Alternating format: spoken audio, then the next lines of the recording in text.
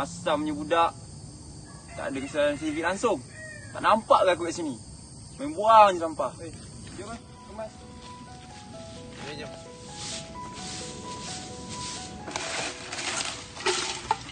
Aku dah lah banyak kerja ni. Tak lagi nak pergi kedai beli barang. Mana ni? Tu ada budak 2 orang. Boleh petik. Cantik. Mari sini, Ap. Diorang panggil. Weh, kenapa yang kita orang? Minta tolong sikit boleh tak?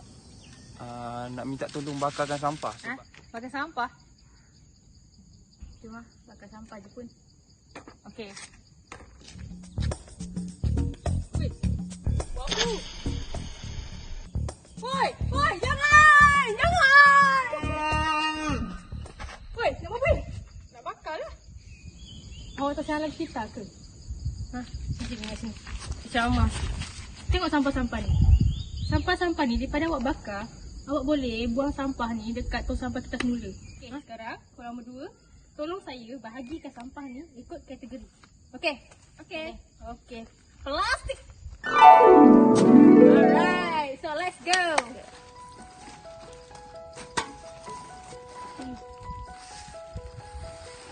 It's alright. Jom kita boleh sama main. Bye. Macam dah.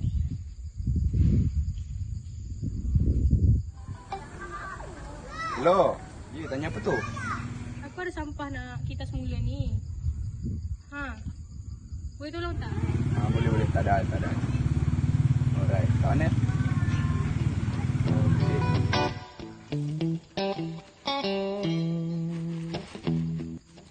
Nah.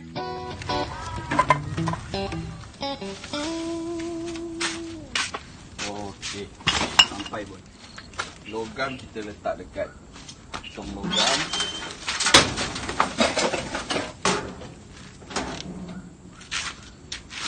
Kaca kita letak dalam tong kaca.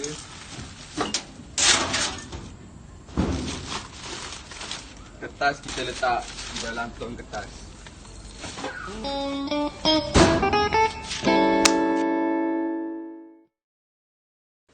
Pembuangan sampah semakin serius di dalam negara kita. Antara sebab berlakunya pembuangan sampah adalah kerana sikap tidak bertanggungjawab masyarakat terhadap kawasan sekeliling. Sebagai contoh, mereka tidak mahu bergerak jauh untuk membuang sampah pada tempat yang telah ditetapkan. Ini adalah contoh pembuangan sampah sarap yang dibuang di merata-rata tempat.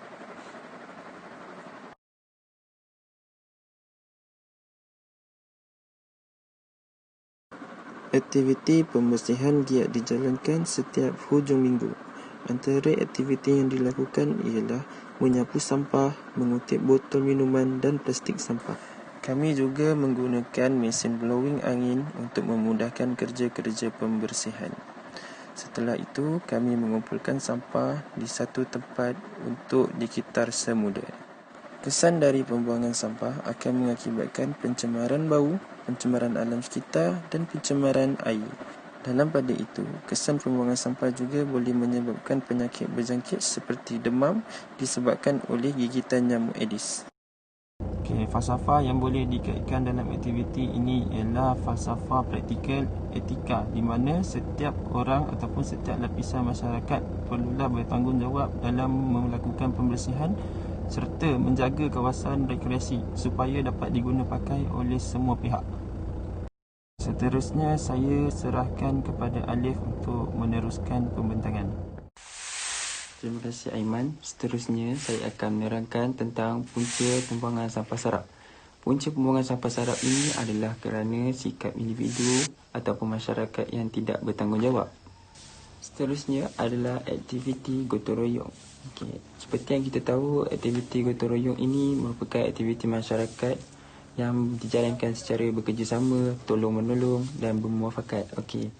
Antara faedah bergotong royong adalah kita sebagai jiran tetangga ataupun masyarakat yang hidup secara berkumpulan, kita dapat mengeratkan hubungan silaturahim antara kita bersama masyarakat tidak mengira bangsa dan juga agama. Selain itu, kita juga dapat meringankan beban rakan-rakan yang sedang membuat kerja. Sebagai contoh, kita membuat satu gotong royong ini dengan beramai-ramai. Seterusnya, falsafah yang dapat dikaitkan daripada melakukan aktiviti gotong royong adalah falsafah aksiologi, iaitu nilai manusia. Nilai yang dapat dikaitkan adalah nilai bertanggungjawab. Selain itu, nilai yang dapat diperoleh adalah nilai cintai alam sekitar. Seterusnya, saya serahkan kepada Sarah. Dalam video yang kita lihat tadi, pembakaran terbuka merupakan salah satu punca kepada pencemaran udara. Pembakaran terbuka ini sering dilakukan oleh masyarakat kerana ia merupakan salah satu jalan mudah untuk menghapuskan sesuatu. Walau bagaimanapun, terdapat impak yang negatif kepada udara yang disebabkan oleh habuk-habuk yang dilepaskan dan juga bahan kimia yang terhasil oleh bahan buangan tersebut. Hal ini boleh menyebabkan kepada pelbagai penyakit dan juga masalah terhadap alam sekitar. Dalam situasi ini, kita boleh kaitkan dengan falsafah etika yang merangkumi falsafah akhlak baik atau buruk. Falsafah ini mempersoalkan mengenai isu baik dan buruk dengan cara ataupun adat berfikir yang mempengaruhi tingkah laku manusia. Falsafah ini boleh dikaitkan kerana masyarakat kini lebih mementingkan kepada kesenangan dalam kehidupan, di mana tindakan yang dilakukan boleh dibawa kepada peranan baik ataupun buruk. Itu sahaja daripada saya. Saya akan teruskan kepada Nur Kamarina. Apa yang dikatakan oleh Sarah tadi, setiap punca pasti ada langkahnya. So, langkah-langkah yang dapat digunakan untuk pencemaran udara adalah pihak berwajib perlu menghukum individu atau organisasi yang telah didapati bersalah membuat pencemaran alam sekitar. Kita gunakan adalah falsafah psikologi. Falsafah psikologi pula adalah mengajar kita tingkah laku dengan memikir pelbagai faktor yang terlibat dalam berkelakuan dan pada masa yang sama dia adalah diaplikasikan ke atas pelbagai bidang yang berbeza dalam kehidupan manusia. Contohnya, pihak berwajib mengambil tindakan undang-undang supaya masyarakat tidak merosakkan alam sekitar. Okey, ini menunjukkan masyarakat akan lebih berwaspada atas akibat yang telah dikenakan kepada mereka sekiranya mereka melakukan kerosakan terhadap alam sekitar. Itu sahaja daripada saya. Syazlin Salim akan teruskan. Kamarina, untuk kepentingan kita semula pula ialah amalan kita semula ini dapat mengurangkan pencemaran alam sekitar. Contohnya, apabila kita membuang bahan-bahan atau barangan di tempat yang tidak sepatutnya, ianya akan mengundang bahaya pada masyarakat setempat dan juga ianya boleh menyebabkan berlakunya pencemaran pada alam sekitar. Bukan itu sahaja, haiwan pembawa penyakit juga akan memberi kesan kepada kesihatan manusia. Contoh haiwan yang membawa penyakit ialah lipas, tikus, ular dan sebagainya. Oleh itu, kita perlulah mengambil berat tentang kepentingan kita semula supaya kita dapat mengurangkan lagi pencemaran alam sekitar dan dapat dijauhi dari penyakit. Falsafah yang dapat dikaitkan dalam kepentingan kita semula ialah falsafah praktikal yang melibatkan etika akhlak. Sekiranya setiap masyarakat mengambil berat terhadap kepentingan kita semula, pencemaran alam sekitar dapat dielakkan. Jadi, sebagai masyarakat yang prihatin, kita perlulah memupuk amalan kita semula ini pada setiap diri masing-masing. Contohnya, barang-barang yang boleh di kita semula, kita perlulah membuang mengikut kategori tong yang telah disediakan. Bukan itu sahaja, dengan mengamalkan amalan kita semula ini, kita dapat menjimatkan kos pelupusan sampah dan banyak lagi kelebihannya kita akan dapat. Itu sahaja daripada saya. Seterusnya, Khairul Iman akan menyambung pembentangan ini. Terima kasih Syazlin binti Salim. Seterusnya, saya akan perjelaskan berkenaan aktiviti kita semula. Terdapat segelintir masyarakat yang masih cetek pengetahuannya terhadap cara-cara yang boleh dilakukan untuk memelihara alam sekitar. Antaranya ialah mengasingkan barang-barang yang boleh dikita semula dari pembuangan sampah dari rumah. Contohnya, mengasingkan barang-barang yang diperbuat daripada plastik, kaca, kertas, logam ke sesuatu tempat. Kemudian, masukkan ke dalam tong sampah kita semula mengikut tong-tong warna yang disediakan. Terdapat juga masyarakat perlu mengetahui tetapi tidak mengambil indah sekalipun. Dengan ini, falsafah yang boleh dikaitkan ialah falsafah psikologi. Ini kerana masyarakat kurangnya sokongan dan kesedaran untuk melakukan aktiviti kita semula yang boleh memelihara alam sekitar daripada tercemar. Sekian, saya serahkan kepada Fazliana.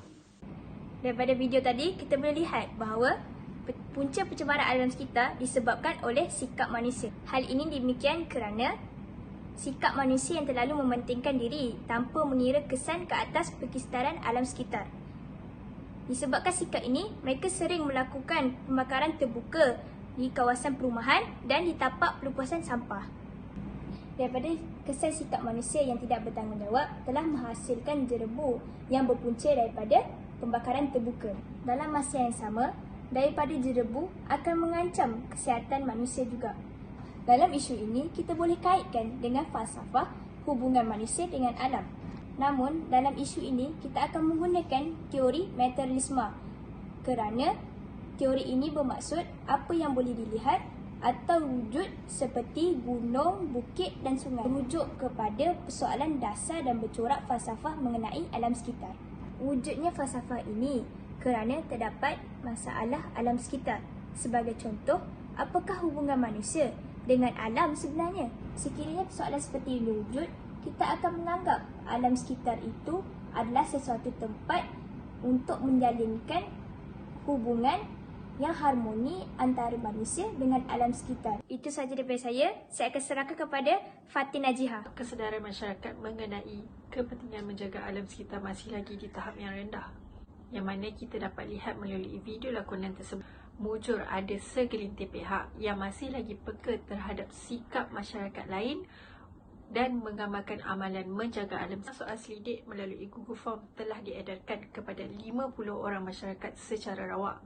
Hasil daripada soal selidik ini, kita boleh lihat tahap kesedaran masyarakat melalui sikap masyarakat terhadap isu alam sekitar. Responden menunjukkan sikap yang positif dengan skor paling tinggi bagi soalan yang pertama, iaitu saya sayangkan alam sekitar. Seramai 42 responden menyatakan sangat bersetuju. Walau bagaimanapun, masih ada beberapa responden yang bersetuju dengan soalan yang kedua, iaitu masalah menjaga alam sekitar ialah tanggungjawab kerajaan, bukan saya, iaitu 2 responden. Bagi soal selidik mengenai amalan masyarakat terhadap isu alam sekitar berada pada tahap yang baik. Amalan yang kerap dilakukan oleh responden ialah soalan yang kelima, iaitu mendapatkan maklumat tentang beberapa topik yang relevan dalam melindungi alam sekitar. Sebanyak 27 responden yang bersetuju. Dan soalan yang pertama, mengelakkan mengambil plastik dan semasa membeli belah, iaitu 22 responden sangat bersetuju. Walau bagaimanapun, masih ada masyarakat yang tidak bersetuju dengan soalan yang ketiga, iaitu membawa bekal sendiri apabila membeli makanan, iaitu 5 responden. Falsafah yang dapat dikaitkan dalam tahap kesedaran dan penyelesaian terhadap amalan masyarakat kepada alam sekitar ini ialah falsafah praktikal, etika baik atau buruk. Falsafah ini berkait rapat dengan sikap dan amalan masyarakat terhadap tingkah laku baik dan buruk terhadap alam sekitar.